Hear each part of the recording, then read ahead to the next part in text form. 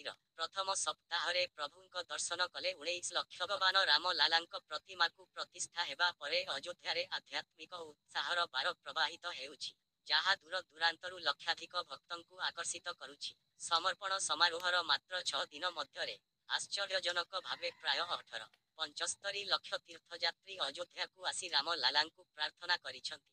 उत्तर प्रदेशर सूचना और जनसंपर्क विभाग आईप्र अनुजाई मुख्यमंत्री योगी आदित्यनाथଙ୍କ निर्देशरे अयोध्या को आसुथिबा भक्त माने न सेमानंकर भगवानଙ୍କ दर्शन किपरि शांति श्रृंखलार सहित पाई पारिबे सेथिपाई एक कमिटी गठन करा जाई। आराध्य जानुआरी 22 रे उत्सर्गीकृत समारोहर गोटिए दिन परे जानुआरी 23 रे भक्तंक पाई मंदिरर द्वार खोला जाइथिला। सेही दिन ठारू देशर विभिन्न कोण अनुकोणरू उपासक मानंकर क्रमागत प्रवाह आसुथिला।